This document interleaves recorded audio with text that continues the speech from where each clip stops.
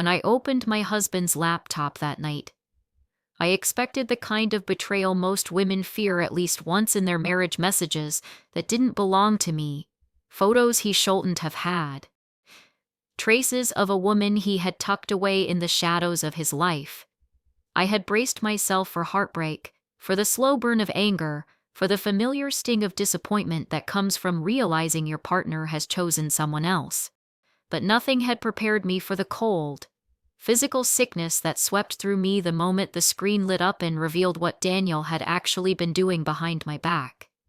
My hands went numb, my throat tightened, and my stomach twisted painfully as I stared at file after file, each one labeled with unsettling precision.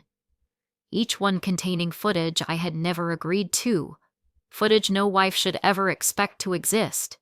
Videos of me in the most private corners of my life captured without my knowledge, saved, cataloged, and hidden in the depths of his device. These weren't selfies or clips I had recorded, weren't shared memories of trips or celebrations. These were recordings, secret recordings from our bedroom, our bathroom, our living spaces. Intimate, unguarded, vulnerable moments that were mine alone, moments no one should have seen. Yet someone had seen them. Daniel had. And maybe more than Daniel.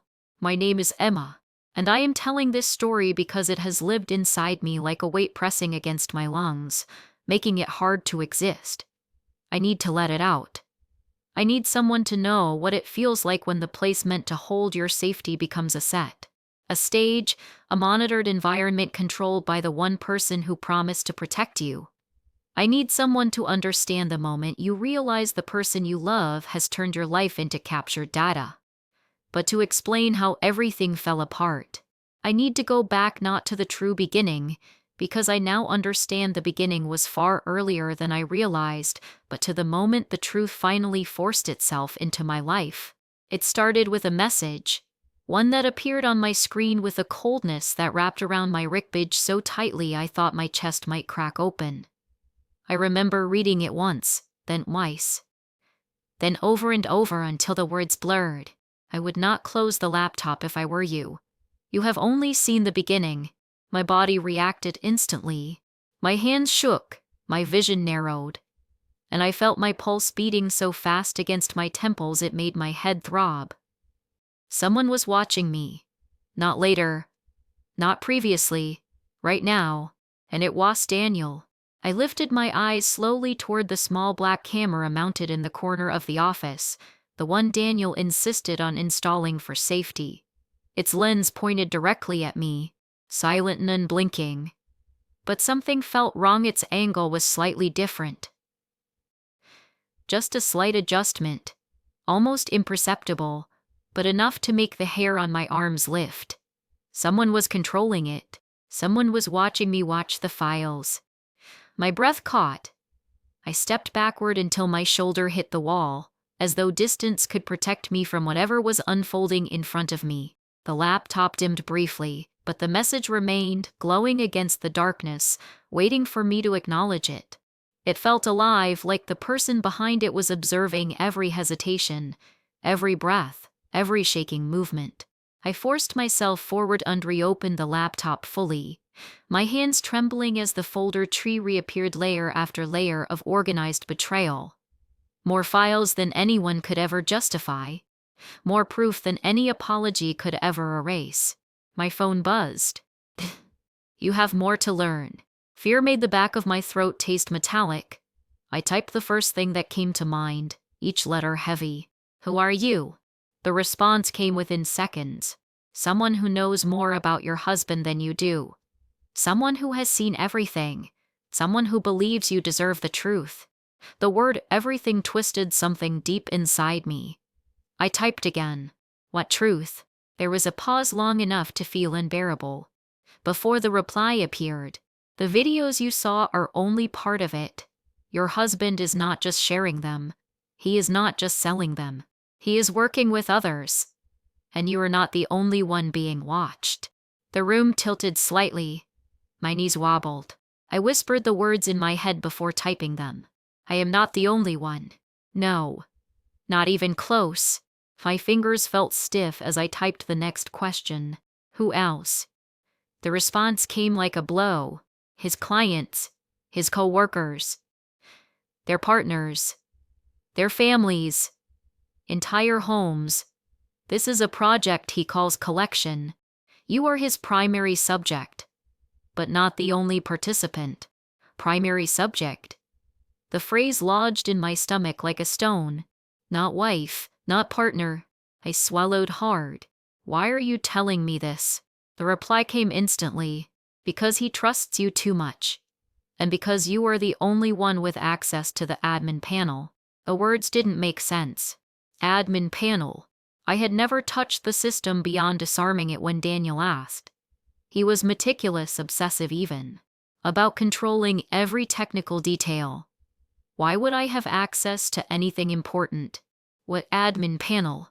A link appeared, one I recognized from Daniel's files.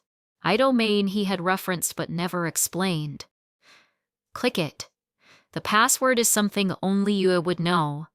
Try your wedding date written in words. My stomach knotted. My hands were ice cold. I didn't want to type it. But I also cowed and stopped myself. I entered the date. The screen shifted instantly, revealing a dashboard filled with tabs and data streams, each one updating Liv. My heart sank as the header appeared. System Administration Panel. Project Collection.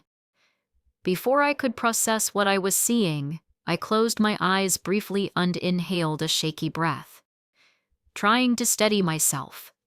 But opening them again didn't make anything less horrifying. The tabs read like a list of crimes waiting to be uncovered. User feeds, device map, recordings, market transactions, client access, live sessions, system commands, hidden logs.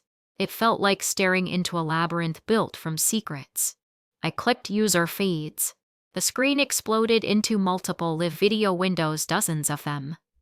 Bedrooms, kitchens, bathrooms, living rooms, nurseries.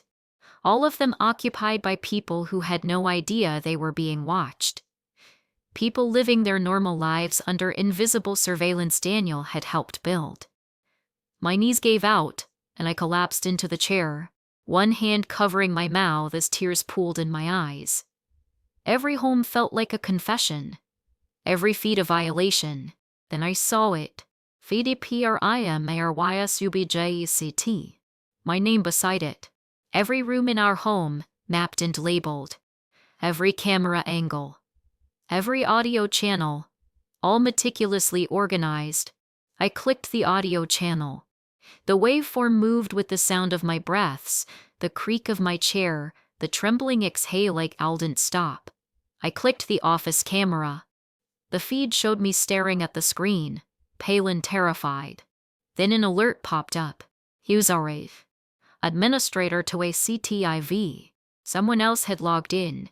The camera zoomed in on my face in real time. I shoved the chair back, heart rushing so loudly I could barely hear anything else. My phone buzzed.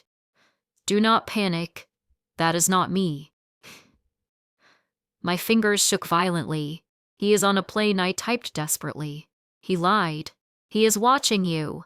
He is testing your reaction. Do not give him what he wants. Everything inside me spiraled. I typed down to hit this why. Why me? Why any of this? The reply was cold enough to stop my breath. Because he wants control. Because he profits from watching trust break. Because you were easy to manipulate. Because you never questioned him. Because you were perfect as a subject. A sob escaped me.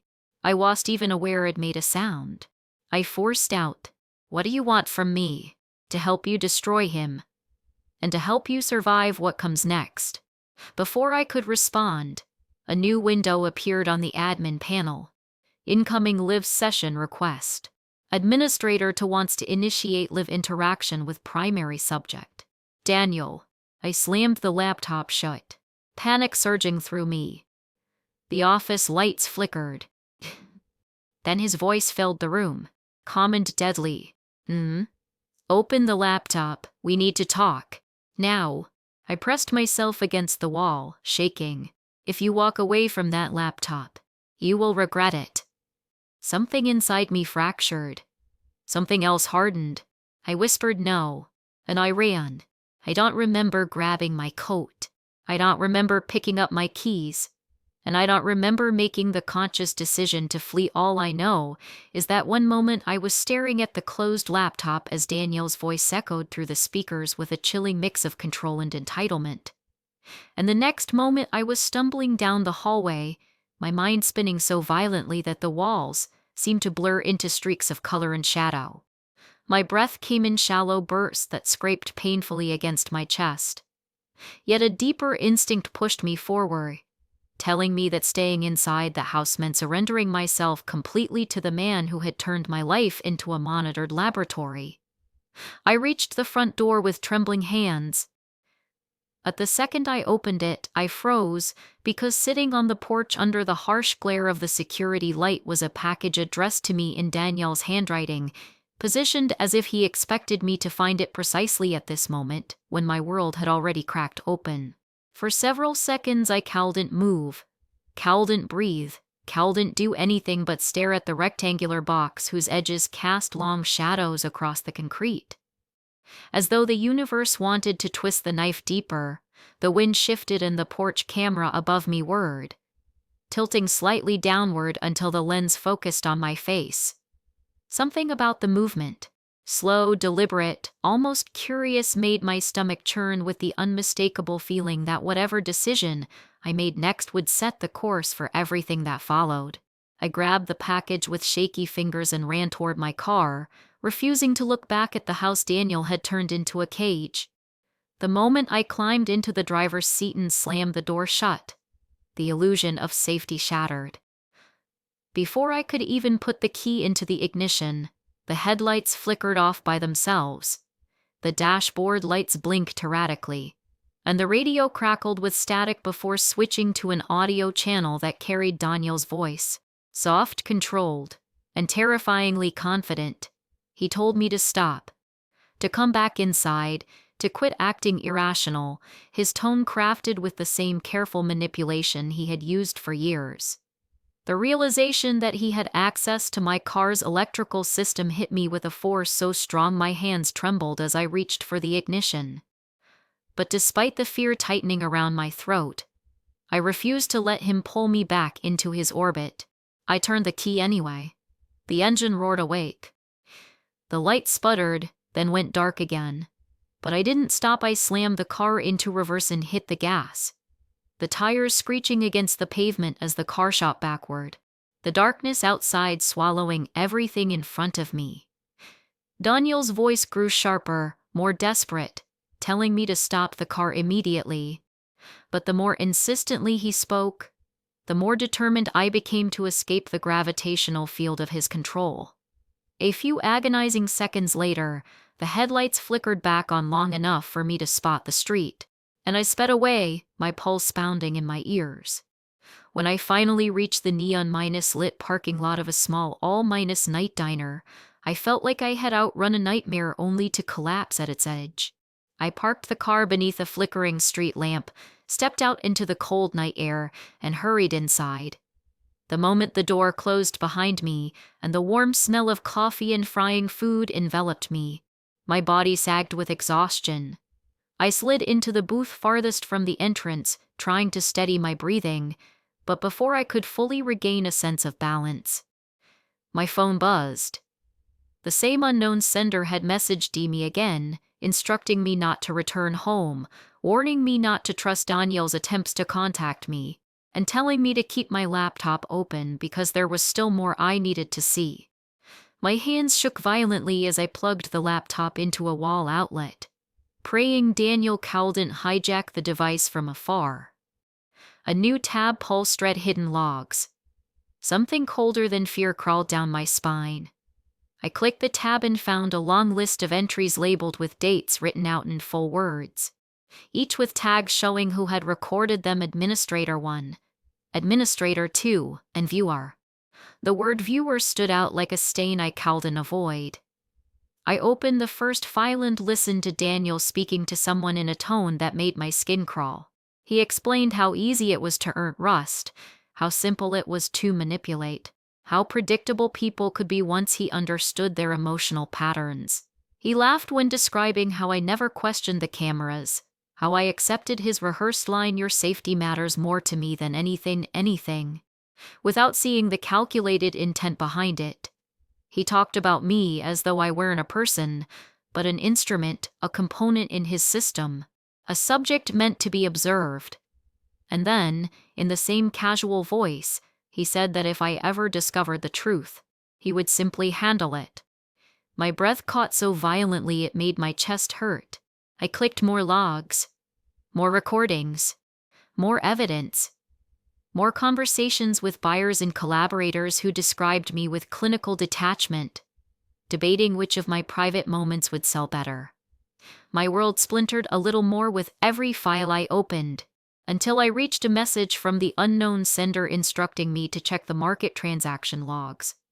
When I clicked that tab, a massive list unfolded: names, locations, encrypted payments, timestamps, all showing how Daniel had sold access to me, to my life, to my body, to strangers who believed they had some twisted right to observe my most vulnerable moments.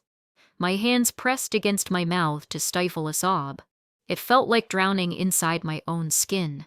And then my phone buzzed again. "Leave the diner immediately. Daniel is tracking your location. Go out the back. Do not let him see you." At first I thought the panic inside me was exaggerating the danger. But the moment I looked toward the front entrance and saw a man step inside, a man I recognized from the transaction logs, a man who had purchased videos of me, every doubt evaporated. His eyes scanned the room with cold precision. I ducked behind a pillar, heart hammering, as my phone buzzed once more with urgent instructions to slip out the back while I still could. I moved quickly toward the rear exit, keeping my head low, trying not to draw attention. But just as I reached the door and wrapped my hand around the metal handle, the man's voice rang out across the diner, calm yet threatening. "Your husband wants you home. Come out now. There's no need for this to get messy." Every person in the diner turned toward him, their confused expressions blurring into an indistinct haze as terror consumed me. I shoved the door open and ran into the night. The alley behind the diner was dimly lit by a few flickering bulbs, casting erratic shadows across the pavement. My footsteps echoed as I sprinted toward the street. But before I could make it halfway, a black van screeched into view, its headlights blindingly bright. The side doors burst open and several men jumped out, shouting orders, their voices merging into a chaotic blend of threats and urgency. I skidded on the pavement and fell, scraping my knees, but I forced myself up and staggered forward until a hand clamped around my arm. I screamed. The grip was strong and cold, pulling me backward with intent, but before I could be dragged toward the van, another voice cut through the chaos, a sharp, commanding voice that didn't waver. "Let her go. Now." The men paused. Their hesitation lasted only a moment, but it was enough time for someone to yank me away from the man holding me. I stumbled sideways and found myself face with a hooded figure whose silhouette was barely visible under the street lamp. They pulled me behind them with a protective urgency that felt foreign after the night it endured. "Move," the figure said, their voice low and steady. "I'll explain later. Just run." They pushed me toward a narrow path beside the building, and even though my lungs burned and my legs trembled, I ran because something in their voice, something calm and certain, cut through the panic. We'd oar through the alleyways in a chaotic maze of turns and shadows, the hooded figure always a step ahead, occasionally glancing back to assess the distance between us and the men chasing us. The sound of pounding footsteps and shouted commands filled the air, mixed with the hum of engines and the distant wail of police sirens. When we reached a small side street illuminated by a single flickering street lamp, the figure stopped abruptly and examined both ends of the road. "Who are you?" I gasped, barely able to breathe. Not important now, they said. What matters is that Daniel sent more than just buyers. This is bigger than you realize. How big? My voice cracking. Big enough that if he loses you, he loses everything he built. Before I could ask what that meant, a camera mounted on a nearby wall caught my attention. Its red light blinked ominously, and the hooded figure immediately stepped in front of it, pulling out a small device shaped like a flash drive. They pushed a button, and a soft pop sounded as the camera's light flickered and died. "What did you do?" I whispered. "A jammer," they replied. Something Daniel didn't anticipate. "You know his system?" I asked hesitantly. They lowered their hood just enough for me to see part of their face, a determined woman with sharp eyes and a hardened expression. "I helped build it," she said. "Now hurry." The moment the hooded woman revealed that she had helped build the very system Daniel used to surveil me, a part of my mind that had been thrashing in confusion suddenly snapped into razor-sharp awareness. And yet a deeper part of me recoiled at the implications, because if she had helped create the network that had infiltrated my life, then she also understood how pervasive, invasive, and dangerously effective it was, meaning she was just a stranger pulling me away from danger. She was someone who had once stood close enough to Daniel to learn the architecture of his power. She didn't give me time to process the fear rising inside my chest. She grabbed my wrist firmly, as though grounding me in the present moment, and pulled me toward a narrow, dirty alley that branched behind the old brick buildings lining the street.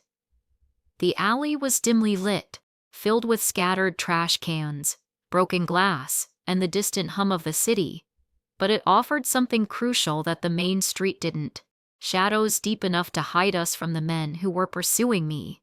As we ran deeper into the alleyway, I could hear the shouts behind us growing louder, the men coordinating with practiced urgency, their footsteps echoing against the concrete as they fanned out in different directions. The woman guiding me didn't hesitate. She moved with the confidence of someone who had survived situations like this before, someone who understood the rhythm of pursuit and the narrow margins of escape. Something steady and unbroken convinced me that for the first time since discovering the truth about Daniel, someone was actually trying to help me without expecting anything in return.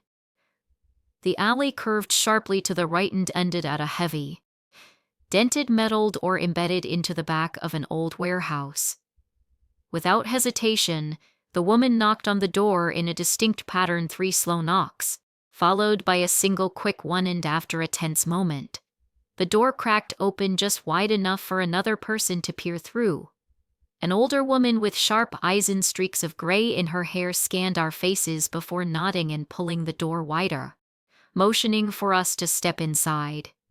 The younger woman ushered me in, then shut the door firmly behind us, securing multiple locks with practiced efficiency. The air inside the safe house was dense with the hum of machinery. Computer towers lined the walls, each connected to multiple monitors, displaying streams of code maps and intermittent camera feeds. The space smelled faintly of solder, dust, and old wires, a hidden sanctuary built by people who'd spent too many years living just outside the reach of a threat they once underestimated. I felt the thick knot of fear in my chest tighten as the older woman, whose name I would soon learn was Mara, studied me with a mixture of sympathy, regret, and something heavier, something that hinted she had known someone like me before. Before I could ask any questions, the hooded woman removed her hood entirely and ran a hand through her dark hair, revealing a face hardened by survival yet often by purpose. "My name is Alex," she said, her voice calm but carrying the weight of someone who had said this many times under far worse circumstances. "And you're safe for now, but not for long. Daniel will not stop. We don't have much time." The words crashed over me like cold water. I sank onto the nearest chair because my legs could no longer hold me. And for a moment I simply sat there, staring blankly at the wall while my mind replayed everything it endured over the past hour. Discovering the videos, the anonymous messages, Daniel hijacking the house systems, the car malfunctioning, the pursuit through the diner, the van, the men, and now this safe house operated by people who had once been connected to the same system that destroyed my sense of normalcy. Mara approached me slowly and placed a bottle of water on the table in front of me. "Drink," she said with a firmness that left no room for refusal. I obeyed because I didn't know what else to do. The water steadied me enough to finally form a question. "Who are you?" I whispered. Alex exchanged a glance with Mara before answering. "We're people Daniel betrayed long before he ever targeted you," she said carefully. "People who tried to expose him when his operation was still in its infancy. We didn't realize how quickly HED expand, or how ruthlessly HED sever ties with anyone who threatened his control." She gestured toward the wall filled with monitors. "This is what's left of the network we built to fight him after he dismantled us from the inside." Mara crossed her arms and leaned against a desk, her expression somber. "You being here changes everything. He won't see it coming this time. He believed you would stay powerless because he convinced you to trust him above all else." The truth in her words struck painfully. I had trusted him. I had let him install the cameras. I had believed the rehearsed line, "Your safety matters more to me," than anything because it sounded sweet enough to dull my instincts. "What does he want with me?" I whispered. Alex sat down beside me, her posture steady and grounded. "You're his anchor, the central piece of his system," she explained. "Your image, your routines, your reactions. They became the blueprint he used to demonstrate how immersive and invisible his surveillance model could be. You weren't just recorded, you were the example he showed to buyers. They saw a woman who moved naturally through her home, completely unaware of the cameras, completely trusting, completely authentic." Her voice softened. "You were proof his system worked better than anything else on the market." It felt like my lungs collapsed inward, as though the air had turned into glass shards inside my chest. So I was what? A selling point? My voice cracked on the last word. Mara nodded slowly.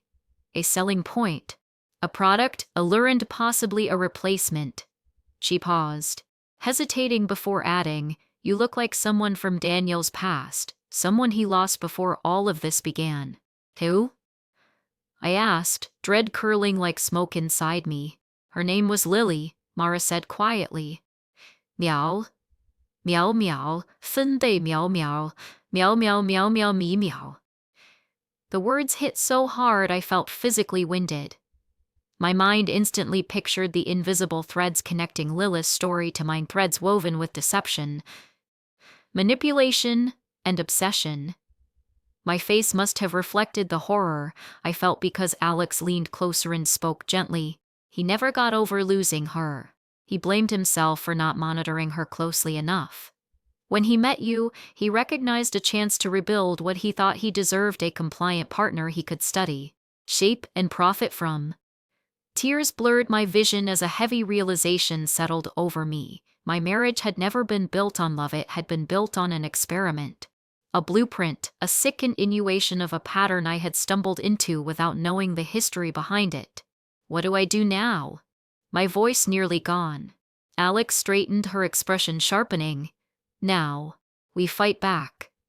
You have something none of us ever had: admin access at the highest level. Daniel accidentally granted your device root permissions when he configured the system. You can shred everything he built. You can expose him." Mara wheeled a console toward us. "We've been collecting evidence for years, but could never break fully into his system. You, however, already opened the door tonight. We need you to finish what you started." Alex powered up the console, and the admin dashboard reappeared on the screen, glowing ominously in the dim light. "Your first step is to trigger a mass export of every transaction HES ever made. Names, locations, recorded feeds, timestamps, payments. If we can get that data out of his control and into the hands of the right people, his entire network collapses." I nodded slowly, the fear still twisting inside me, but now mingling with something new: determination, anger, the desperate need to reclaim the autonomy Daniel had stripped from me. My fingers hovered over the keyboard. But before I could initiate the export, red alerts flashed across the entire dashboard. Unauthorized access attempt. System override in progress. Admin lockout initiated. Alex swore under her breath. He knows. He knows you're in the panel. Mara tensed. We don't have long.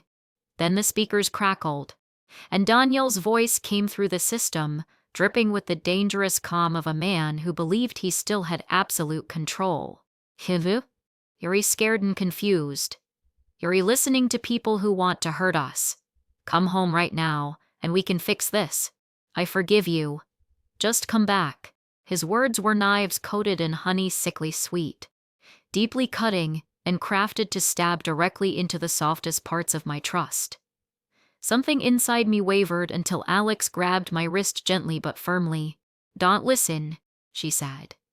ICS losing control, and that terrifies him more than losing you ever will. Her voice steadied me enough to click the export button.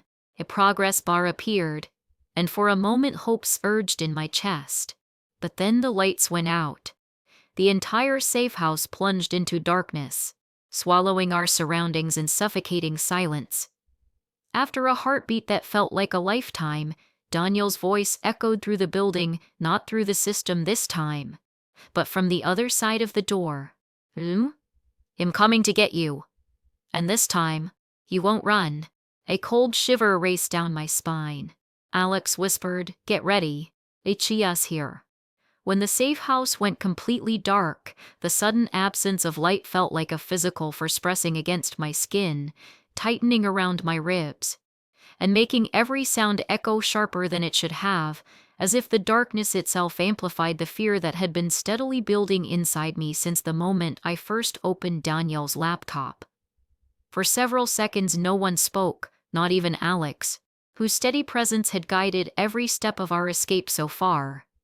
And in that silence I could hear something far more terrifying than the hum of machines shutting down, the faint creak of the building settling under the weight of a new, unwelcome presence. Then Daniel's voice, disembodied and cold, drifted through the blackness like a whisper wrapped in steel, assuring me he was coming, assuring me he would not let me run again, and assuring me with chilling confidence that everything I had done so far was nothing more than a temporary inconvenience he would soon correct. My breath hitched painfully. Alex's hand found my arm through the darkness, grounding me with a firm grip that told me she had anticipated this moment long before the power cut, long before the walls trembled from the force of Daniel's arrival, long before I even knew who he truly was. The emergency lights buzzed weakly before flickering on, casting the room in a dim, reddish glow that made every shadow stretch long and distorted. Mara, who had been working near the breaker panel earlier, reappeared beside us with her face pale but determined, holding what looked like a thick metal tool in her hand. Her knuckles were scraped, and a dark bruise had already begun forming near her temple. Evidence that her attempt to keep the front door secure had cost her more than just effort. "He found us faster than expected," Mara muttered, her voice tight but steady, as she adjusted her grip on the tool. "He must have traced the system logs the moment we initiated the export."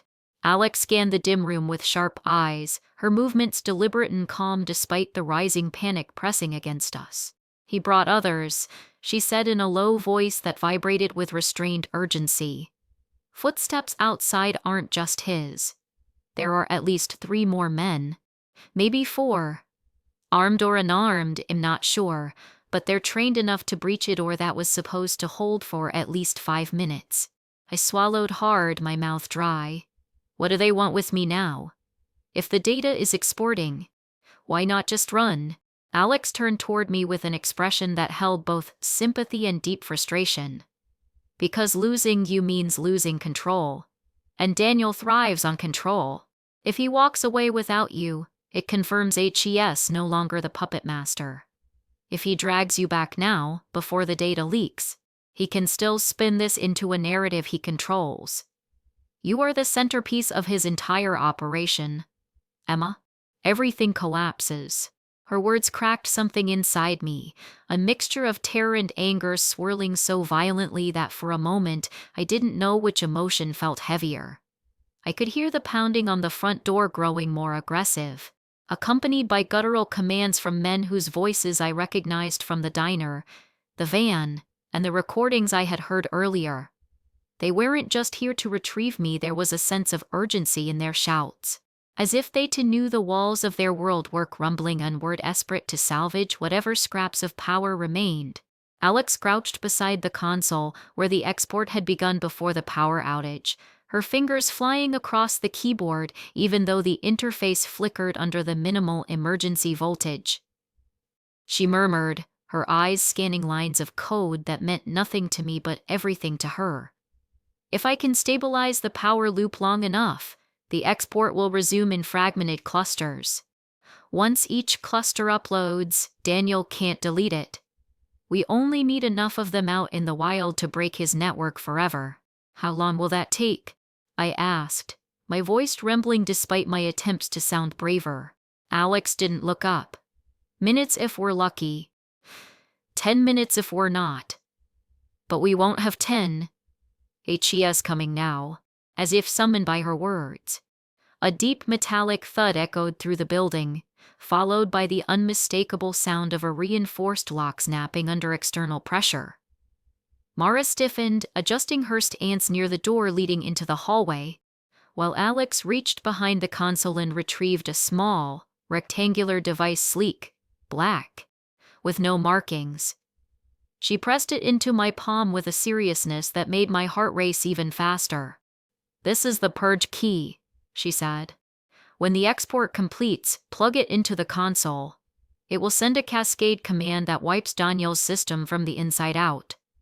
Everything he built. Gone. Every feed, every backup server, every hidden node. But you must be the one to trigger it." My hand shook as I held the device. "Because the system recognizes your credentials," Alex answered. "Root access is tied to you. Daniel never expected you to understand that. Never thought you'd question anything he configured. That arrogance is the only reason we can do this." Mara leaned forward abruptly, tension sharp in her voice. HES in the hallway. All the breath in my lungs seemed to vanish at once as the sound of footsteps, slow, purposeful, and terrifyingly familiar, moved closer. Alex grabbed a heavy metal wrench from the table and handed it to Mara while she positioned herself between me and the doorway. The emergency lights flickered again, brightening just enough to cast a long shadow across the hallway floor, a silhouette that tightened my stomach with instinctive dread. Then Daniel stepped into view. He looked nothing like the man I had married, nothing like the polished husband he presented to the world, and nothing like the charismatic partner who had whispered reassurances into my ear for years. His face was taut with fury, his eyes dark and wild in the low light, and there was a hollow stillness in his expression that suggested something inside him had cracked under the pressure of losing control. Behind him, two of his men hovered like restless predators waiting for the signal to strike. "Emma," Daniel breathed, the name curling through the air like smoke. "You need to come with me now." Alex shifted her stance, blocking his view of me. "Just not going anywhere with you." Daniel's gaze snapped to her, his expression twisting with recognition and contempt. "Of course you're involved. You always had a talent for ruining things you didn't understand." Alex didn't flinch. "What I understand is that you're done. It's over." Daniel laughed softly, and the sound scraped down my spine like a blade. "Over? Nothing is over. Not until I say it is. Emma, sweetheart, these women are manipulating you. You're frightened and confused, and they're exploiting that. You're my wife. You belong with me." The possessiveness in his tone struck me harder than any physical blow could have, a reminder of every moment he had disguised control as affection. Every time he had wrapped manipulation in tenderness. Something inside me recoiled so violently that I instinctively pressed myself back against the console. as though physical distance could sever the emotional chains he had woven for years. Alex took a step forward, raising the wrench menacingly. "Just not your possession. Just not coming with you." Daniel's expression hardened as he flicked fingers, signaling his men. They surged forward with mechanical precision, moving toward Alex and Mara with predatory intent. The room exploded into chaos instantly. Metal clashing against flesh, grunts of effort, the scraping of boots against concrete. Mara swung the makeshift weapon with surprising strength, catching one of the men across the jaw, sending him staggering.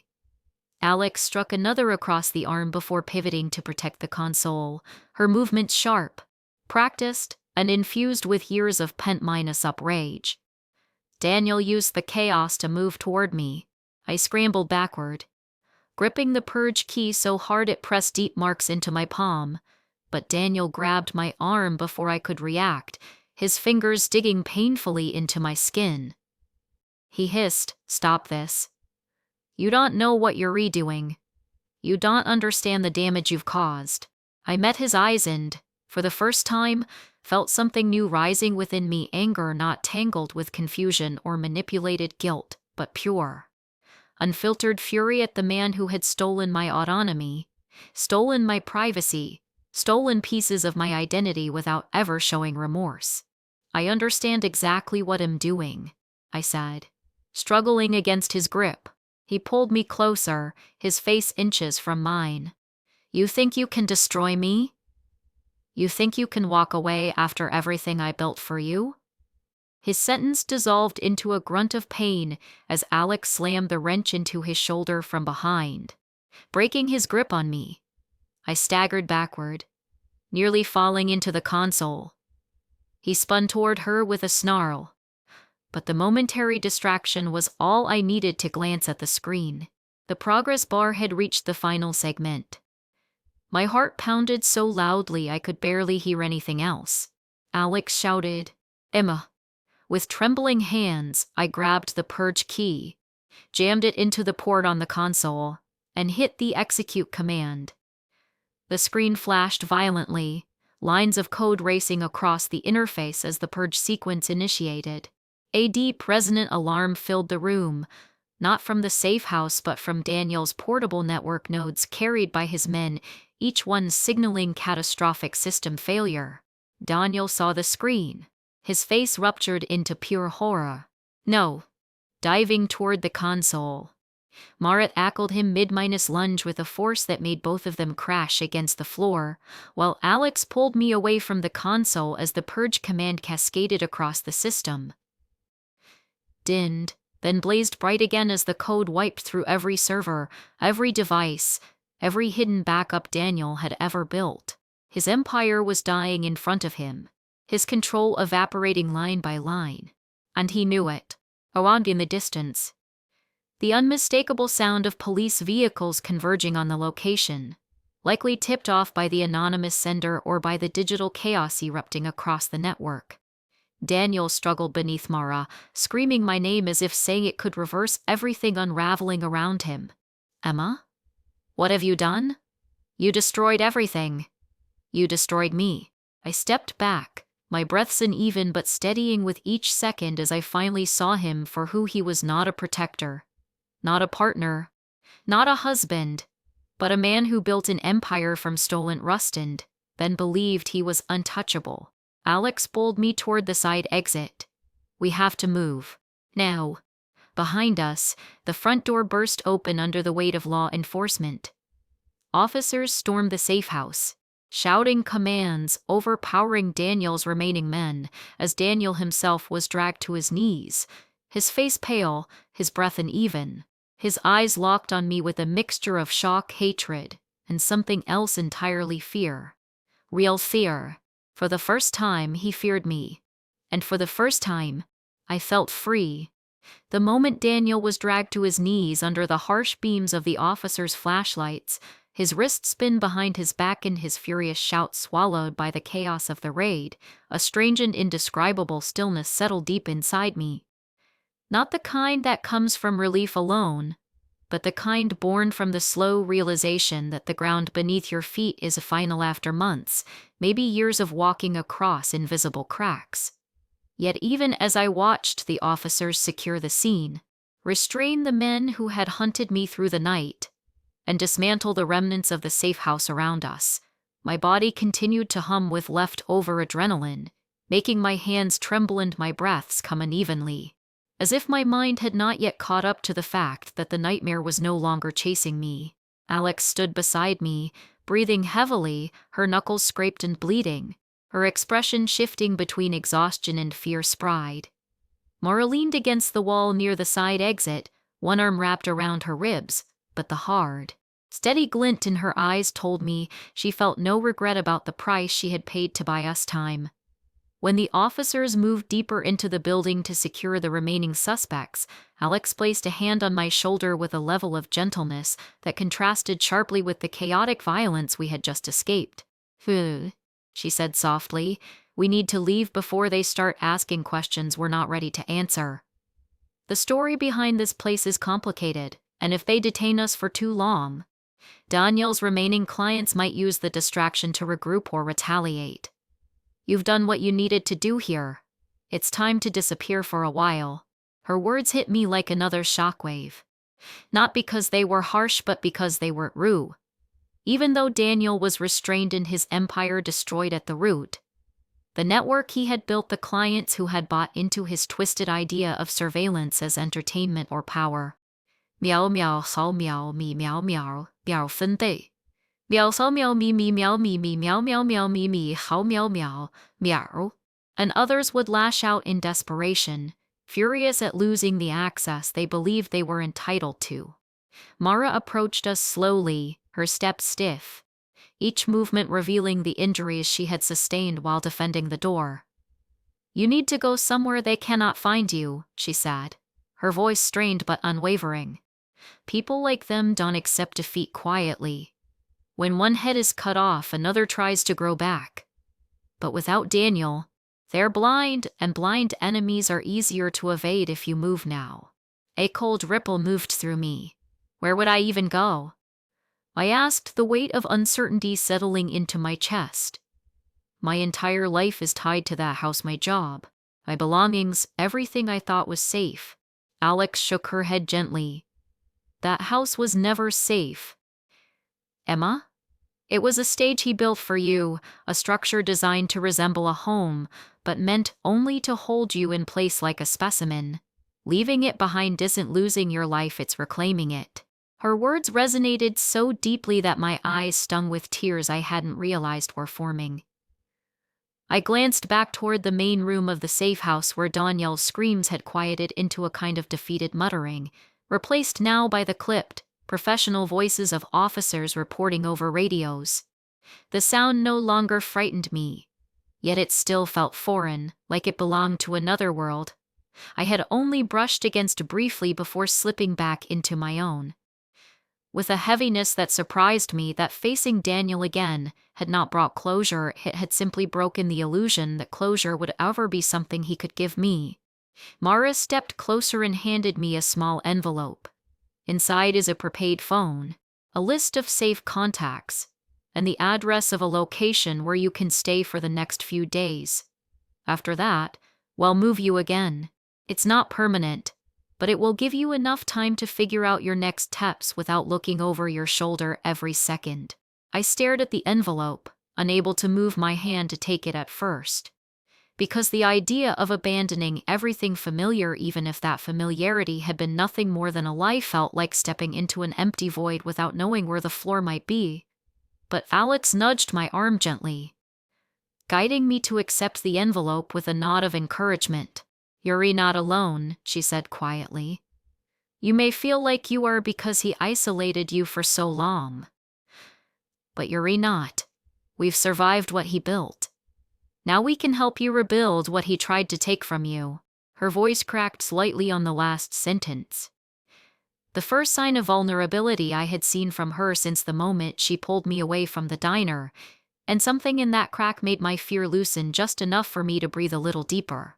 Before we left the building, I looked back one last time. Through the doorway, I could see Daniel on the floor, his wrists bound, his expression twisted in a mix of disbelief and fury, his voice reduced to incoherent threats as law enforcement secured the scene. The sight did not satisfy me the way revenge scenes in movies often portray. It did not silence the storm inside my chest or undo the trauma of discovering the truth, but it shifted something significant in me nonetheless.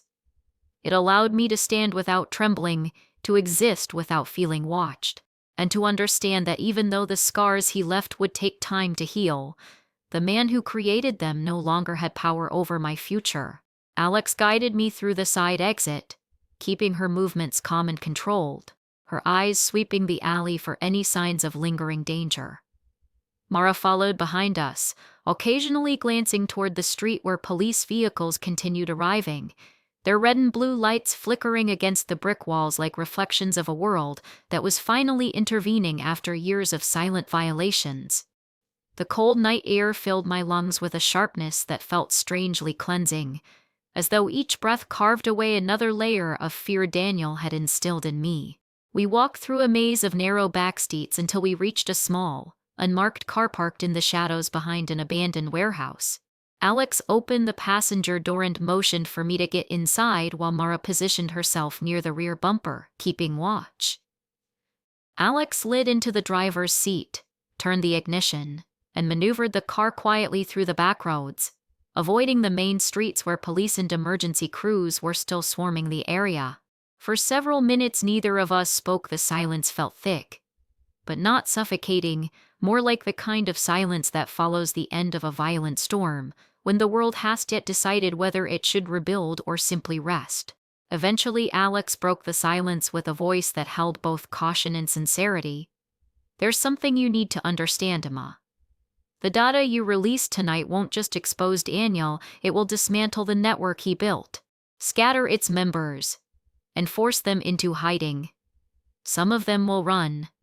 Some will try to erase their tracks, and some may try to find you one last time. That's why you need to disappear for a while." I nodded, staring out the window at the darkened streets passing by. "Do you think they'll come after me personally?" Alex hesitated, choosing her words carefully. "You weren't just a victim to them. You were a symbol. The primary subject. The most valuable proof of Daniel's system. Losing that kind of access will make some of them desperate. But desperation doesn't last long when people are suddenly stripped of their infrastructure. The purge you triggered didn't just delete files, it erased their entire marketplace. Without Daniel, without the system he built, they're powerless shadows." "Yes, but shadows nonetheless." Her explanation settled in my mind like a fragile reassurance. Not enough to dismantle my fear entirely, but enough to keep it from consuming me. I watched her hands on the steering wheel, steady, purposeful, unshaken by everything we had just experienced. And I wondered how long she had been fighting this war, how many times she had faced the consequences of stepping into Daniel's world, how many people she had watched fall because of what he created. "Alex," I said quietly, "why did you help me? Why risk everything again?" She kept her eyes on the road, but her jaw tightened. "Because I couldn't save Lily," she said in a voice that barely rose above a whisper. "And I refused to let him take another woman down the same path." The name hit me like a cold gust of wind. Lily. The woman who had vanished. The woman he had surveilled before me. The woman I had unknowingly been modeled after in his twisted design. The woman Alex had once tried and failed to protect. "I'm sorry," I murmured, unsure what else could possibly be said. Alex shook her head. "Don't be. Just don't let his memory shape the rest of your life. Don't let him stay alive in the choices you make from this point forward. That's how you really win." Her words settled deep inside me, creating a small but growing space where something like hope might someday live. The car turned down a quiet residential street where the houses were dark, their windows glowing faintly with the soft light minus night televisions or bedside lamps. Alex pulled into the driveway of a modest home with no visible security cameras or distinguishing features. It looked unremarkable, almost forgettable, which I realized was exactly the point. She stepped out and guided me to the door, unlocking it with a simple key rather than anything digital. "This place is safe," she said. "No smart devices. No remote access. No hidden systems. Mara and I cleared it earlier this week in case we ever needed an emergency hideout again. You'll stay here tonight. Tomorrow we'll move you somewhere else." Inside, the house was clean but sparse, furnished just enough to live comfortably without drawing attention. Alex turned on a single floor lamp, bathing the living room in warm, golden light that contrasted sharply with the harsh emergency lights of the safe house. "You can shower, sleep, eat," she said, her tone softening. "No one is watching you here. No one is listening. This is the first place in a long time where you'll truly be alone." The words alone and safe had never existed in the same sentence for me before, but hearing them together now made my throat tighten with emotion. Alex handed me the envelope again and placed her other hand briefly over mine. "Well, check on you in the morning," she said. "For now, rest. You've survived more in one night than most people do in a lifetime." She and Mara stepped outside, closing the door gently behind them, and for the first time in what felt like an eternity, silence enveloped me, true silence. Not the sickening quiet of a monitored house or the tense silence of a safe house preparing for an invasion, but the peaceful kind that exists only in spaces where no one is watching, where no one is waiting for you to slip up. I stood in the dimly lit living room, the soft hum of the floor lamp the only sound, and allowed myself to breathe. Not a terrified gasp. Not a trembling inhale, but a real breath, deep and full, the kind of breath a person takes when they finally realize they are not in danger anymore. I sank onto the couch and closed my eyes, letting the weight of everything settle, not to crush me, but to remind me of what I had endured, what I had survived, and what I had destroyed. Daniel had taken so much from me: my privacy, my security, my trust, my identity, but he no longer owned my future.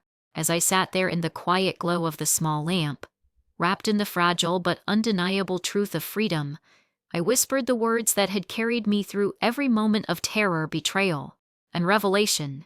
"It's over." But then, with a slow exhale that felt like the first real release of a lifetime spent unknowingly monitored, I corrected myself. "No, this is the beginning." And for the first time in months or perhaps years, I believed it.